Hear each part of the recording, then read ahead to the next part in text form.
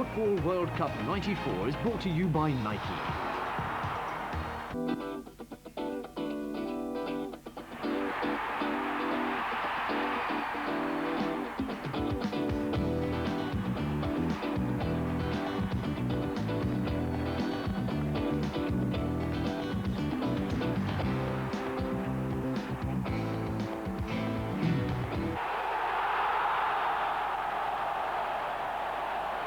A very good evening to you. Very shortly, pictures will come out from the Parc des Princes, but in less than 15 minutes from now, that very important game in Group 6 between the host nation, France, and against Austria will take place. What you're about to see are the opening sections in the qualifying group. That first game between Finland and Bulgaria, with the Bulgarians far too strong, and Balakov scoring in the 61st minute. Bulgaria, of course, favourites to win in this particular game, and probably one of the strongest favourites to go through. And only 11 minutes after that, Kostandinov flicking the ball in to make it 2-0 for Bulgaria. An excellent start by the Eastern Europeans, and there a rather scrambled goal, but a third one by Kostandinov in the 85th minute.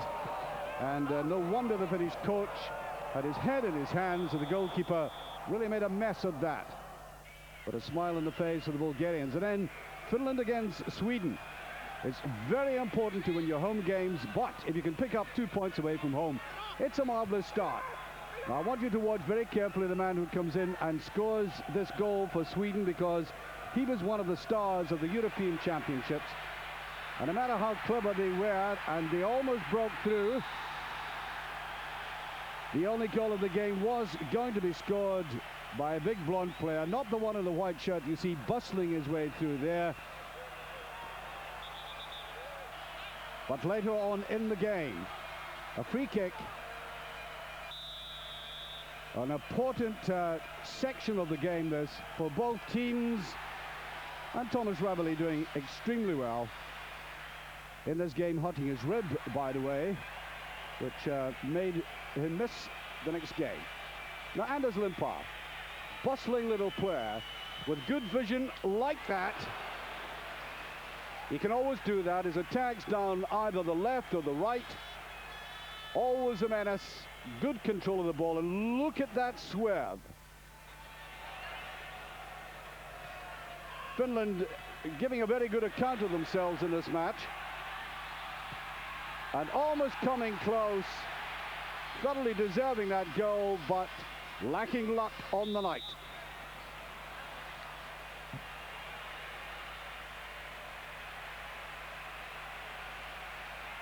Ravelli, I think, just getting the slightest, almost infinitesimal touch to that. But the free kicks were going, and Thomas Dallin, the referee, looking very closely at that as Dallin came down, and the Swedish supporters anticipating a penalty kick here. Dallin went after that. From this angle, he looked to do a little dive, but this is the man I was talking about, Klaus Ingesson. Almost teeing it up like a goal for taking a precarious and important putt. But I would imagine this is going to be struck with a little more venom. And Ingesson wrong-footing the goalkeeper in that second half. The only goal of the game on 2 vital points for the Swedes. Well, they don't come any better than that. Then the next game, Bulgaria-France. France, a disappointing European Championship, seemed to lack a little bit of fibre in the play. And an opening game against a team which had won away from home in Finland, and always trying to catch France on the break. And look for Stoichkov.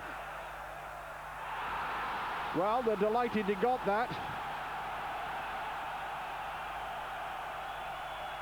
A long run that brought the penalty kick.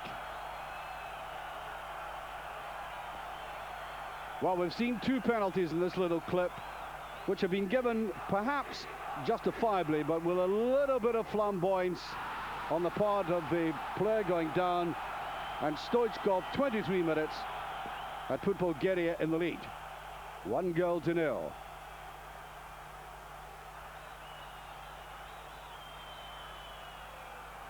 Instead of wrong footing him, the goalkeeper almost guessed that right. Perhaps got a little finger touch to it, but to no effect. And that kind of sudden pace really helping. And watch this for a scrambled goal, and no, it didn't come off.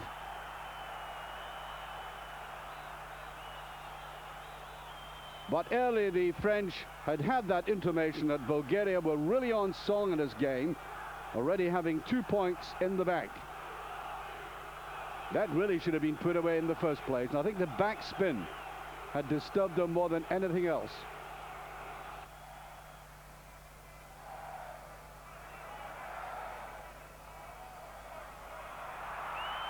Still the pressure went on. And Stoichkov tried to buzz through, and instead it was put in by Balakov. 2 goals in 6 minutes, 2-0. And they buried the player, and France, I think, at the same time. That was to be the final score in this match.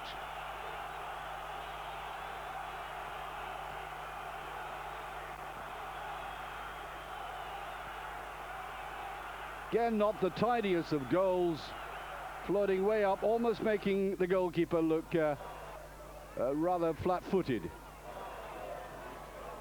And now, before we go to Parc des Princes and bring in these pictures, the last of these games in this group, Sweden against Bulgaria, who are already at 4 points, of course. Sweden with an excellent away win themselves, and there's Klaus Ingesson again. Always linking very well. And Dallin opened the score in the second half after a lot of pressure by Sweden. Looked as if they would recoup nothing from it, but in fact did. Martin Dallin, the scorer.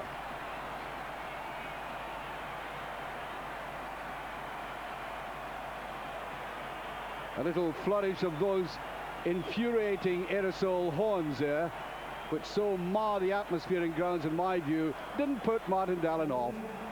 And he went. Nice, neat, positive header.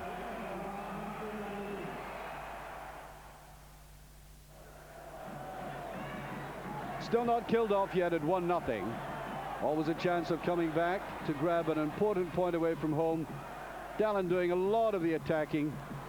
Tern and Schwartz in midfield, quite superb. Backed up by Anders Limpar there. Ingesson going forward, but beautifully swept in by Stefan Pettersson, the Ajax player in sheer delight.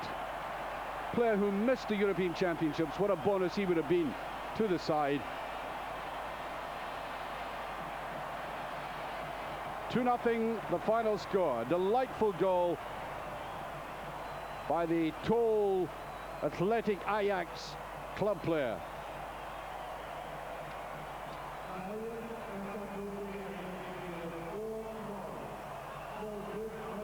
Right into the roof of the net. No chance for the goalkeeper.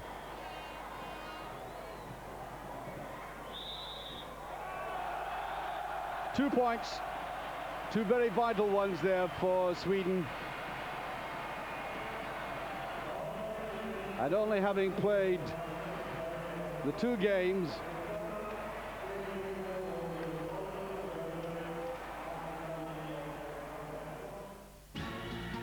there's the group position at the moment. Bulgaria, of course, having played these 3 games, Sweden looking very good indeed. And how important for France tonight, losing their first game. Finland their first 2 games, and Austria tonight will play their very first game in Group 6. Israel will follow them shortly, and all the coaches of all the teams are in Paris to watch it tonight. Eurosport Live.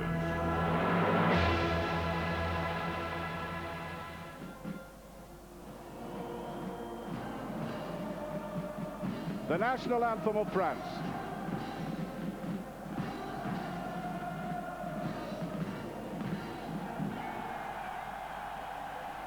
And we saw a high-profile shot there of a man upon whom a lot of hopes rest tonight, Jean-Pierre, who curiously enough hasn't yet made his mark in Serie A in Italy. It's a cold night in Paris, and that fact could also act as a kind of metaphor for the current state of French international football. For after scaling the European heights in the not-too-distant past, they have the distinctly unflattering record of not having won a match in 9 attempts. You have to go back to November 1991 and the victory over Iceland for that French success. No wonder they look back on the period when Platini and co flourished in the early 80s and call it La Belle Époque for football, that marvellous era. Tonight, having lost their first qualifying game 2-0 in Bulgaria, they face the stark reality that a defeat by Austria would make success in a very competitive section only a remote possibility. Having said that, the Austrian record is none too good either. They've only 2 wins out of the last 19 internationals, and they could hardly be called distinguished wins. The games against the Faroe Isles, 3-0. Remember, the Faroe Isles in the first game of the European section beat them, and against Lithuania, that new small emerging nation from the Baltic. The Austrian team tonight, they will play Jacques, the captain, with the sweeper at the back. The French team you have just seen. Perhaps the surprise in that French team, the playing of Xavier Grabelin at number 10, getting his first cap tonight, and Jean-Luc Sassoud, number 2 from Paris Saint-Germain, so he's playing at home tonight, playing at fullback, number 2, transferred this very season from Caen, at the age of 30, gets his first cap tonight. Well, I asked my French colleagues why this sudden emergence. Well, 1, he's been playing well, and 2, in the past he's tended to play for unfashionable clubs. Well, you can't get a more fashionable setting than the Parc des Princes, that glorious setting, housing not only football internationals but rugby internationals as well, known throughout Europe, perhaps not fully full tonight. And there's Ernst Happel, and a man of great courage. Everyone around Europe knows he's fighting against cancer. He does not hide that secret at all. The great Austrian coach who's managed clubs and nations, Holland most notably, around the world in World Cups, and is fighting through chemotherapy a disease. He's defiant, says he will beat it, and the Austrian president asked for him to come and take over the coaching of the nation.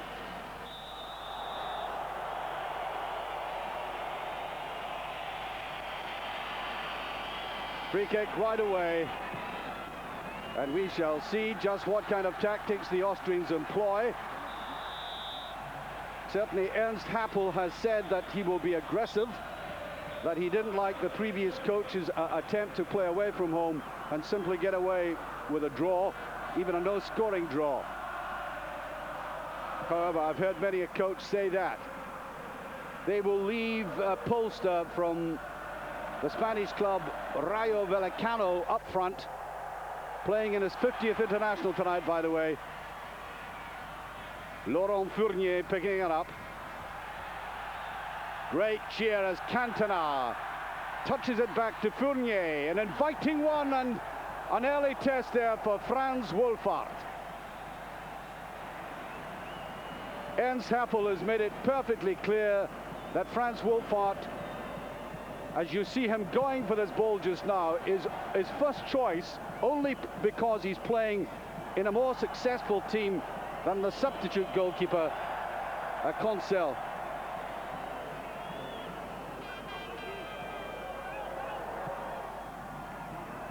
Right down the line.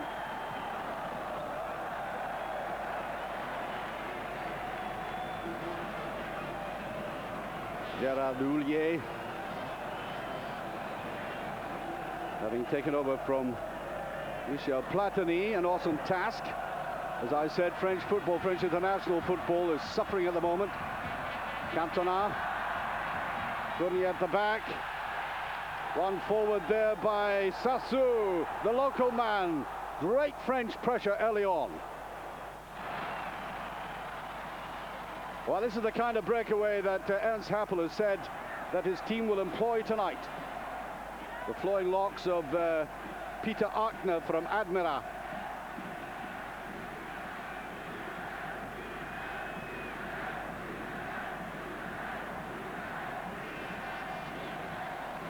But there by Farsinger. Or a bit of wrestling going on, and the referee giving the benefit of the doubt to the French, as it's picked up by Bernard Cassoni. Watch for Cassoni in this game, the free kick expert. If he gets anything near goal, then if you're Austrian, start shivering. Neatest of touches and boring his way through. Gravelin, the new player in debut. There's Jean-Claude Pepper! Pepper gets it. A brilliant opening in 3 minutes. The man who's been European Golden Boot holder twice in that rifling finish, Jean-Pierre Pepper. Great work here by Xavier Gravelin. And even though he laid off this ball here, it had to be pushed through by Cantona. And look at that. Well away from the goalkeeper. And one of these finishes you see so often from Pepper, when he goes between the goalkeeper and the post, there's not much showing. And that is why Pepper, almost in an offside position there, you saw him coming back. He just gets that little ball chipped right through to him. Down he goes, bullets it away, superb.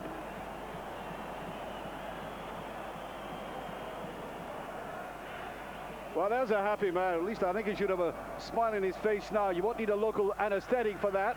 Gerard Fourier.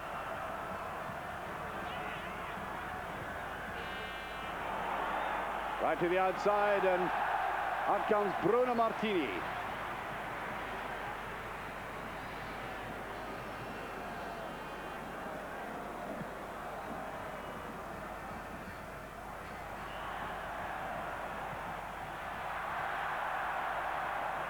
Cantona. Oh, it's breaking through. Pepper! No, you can see the disappointed look at his face. He chipped it away beautifully, but the flag was up. And you can hear from the whistles the disappointment of the French crowd. Nevertheless, look at the finishing of the man. I think the referee judging it used a hand to bring it down, but that immaculately, icily cool chip.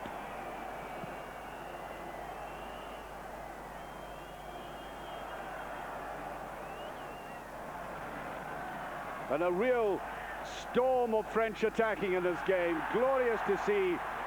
And the Austrians have no answer to it. Cantona, beautiful play. Oh, there's a lucky deflection. And look, the players were coming up there. Gravelin, Pepper, Jean-Pierre Pepper, and Fournier. And what a supply of armory is coming through from the French midfield.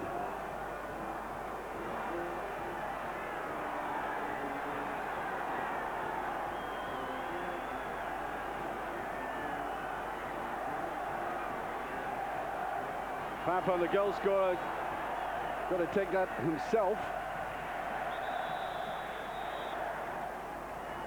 Linesman on the far side, free kick.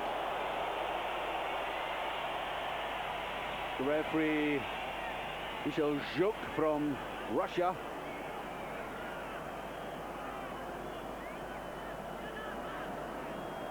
Well, I did say that Ernst Happel was talking about the counter-attack, but I doubt very much if Austria have any breath at the moment to get any kind of attacking in. I cannot see the value or the wisdom of not playing an added forward up front now. I mean, it's at the moment it looks as if this game might easily go well beyond them, and they've really got to strike back very quickly. Look at this kind of passing. Durand, no. Marvelous illustration there of how well the French are playing, getting players down the flanks. Good early run by Jean-Philippe Durand, Marseille player.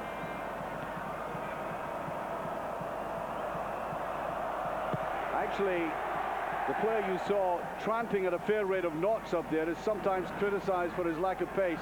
This man is not. Jean-Luc Sassou making his debut tonight. A lot of good play down the right, and Fournier surely will get a free kick for this.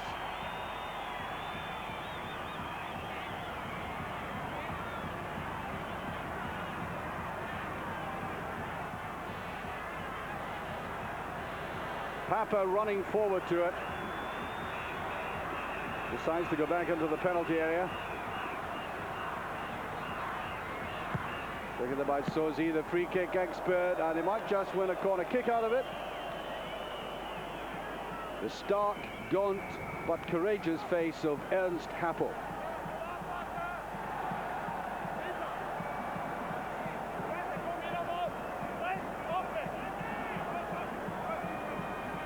Corner kick.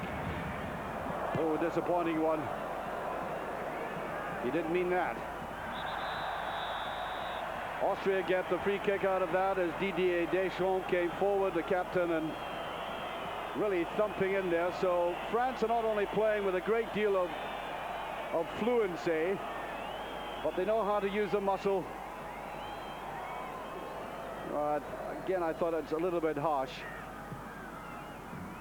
Now Austria have got to reassert themselves, get the composure back. Being very hard. Bowley just left it there. Sozi will be doing the sweeping up. I make it about 9 minutes gone of this first half, which you're watching live from the Parc des Princes on Eurosport. France against Austria.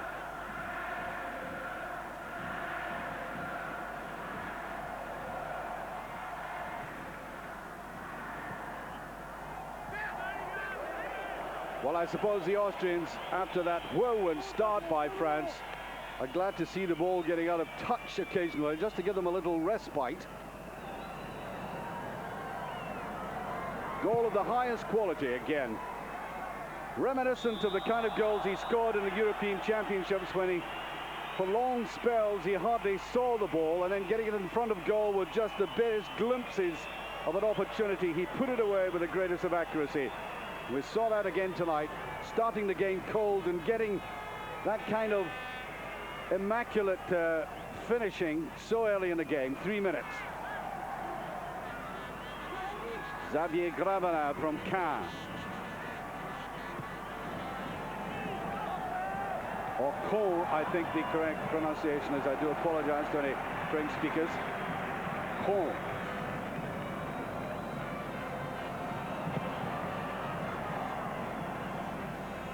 Well, the Austrians are absolutely nowhere at the moment. It's all coming from the likes of Cantona. Look at the way he bustles forward. Good tackling there, though, by Robert Wassinger, player from Wacker Innsbruck. There he is again. Watch him in this game, number 2. He had a reputation for being a very wild player, indisciplined. But over the past couple of years, the coach there has instilled some kind of conformity into him. Picked up here by Jean-Philippe Durand. A little bit of the pace gone out of the French at the moment. Perhaps they can hardly believe themselves the fine start that they've had to this game.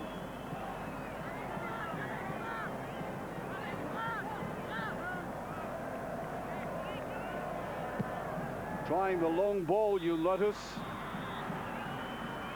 And Cantona comes from a club where the manager, at least Howard Wilkinson, was long been a believer in the long ball. Get it forward as quickly as possible.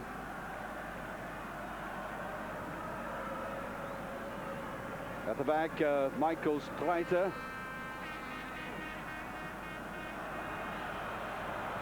Coming forward, Manfred Jacques, Austria Vienna. Try to link up with that little overlap there. Robert Wassinger. That wasn't bad play at all. Nicely laid off by Tony Polster, but the linesman on this side clearly thinking offside.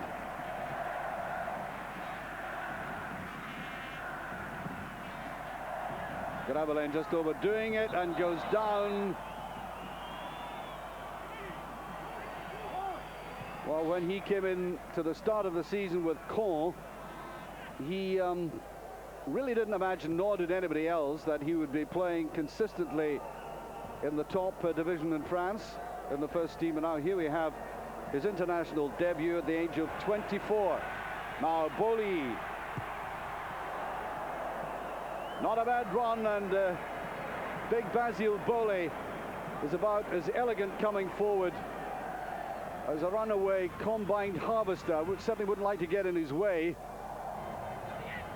Involved in a rather infamous incident last week.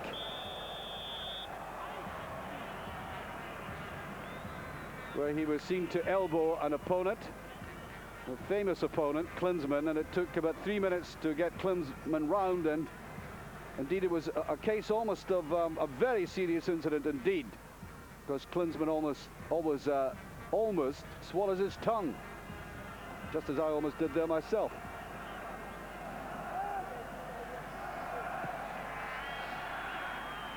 Sosi at the back, trying to get them going.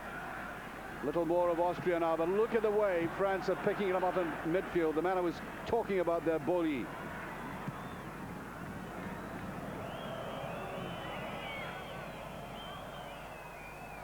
Well, goalkeepers are now a little pretentious about this. They have all become potential Beckenbauers coming out of the penalty areas and not able to, of course, handle a ball in the penalty area from the pass back.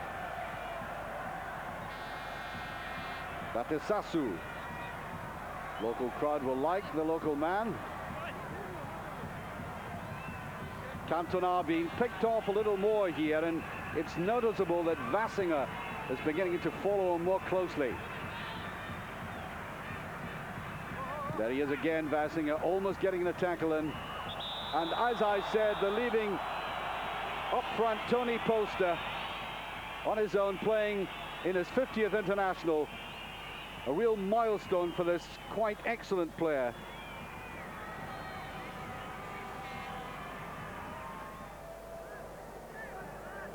That's the man I was talking about. Vassinger over there to Streiter. Yes, they've got a little bit of the composure together now. They can't afford to lose another goal, though, particularly in this first half. Through it goes to Cantona. Wants to go on his own. A little bit greedy there. He had players to either side of him. Picked up here by Stuka.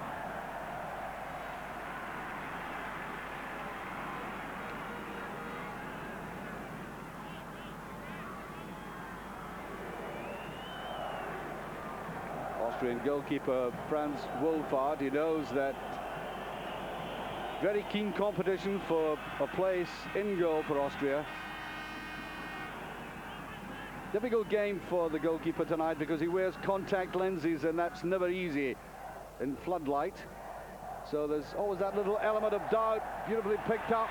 Disha coming forward, run by Cantona. Yes, he appreciated that. And I'm sure last week in the Nou Camp in Barcelona, he appreciated similar promptings from that marvellous little player, Gordon Strachan. And he and Cantona, a week tonight, will be playing in Glasgow against the Scottish champions, Rangers.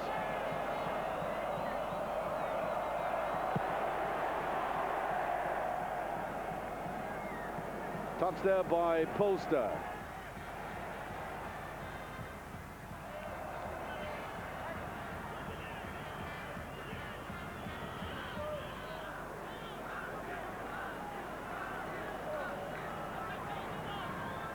Little calm has descended on the proceedings.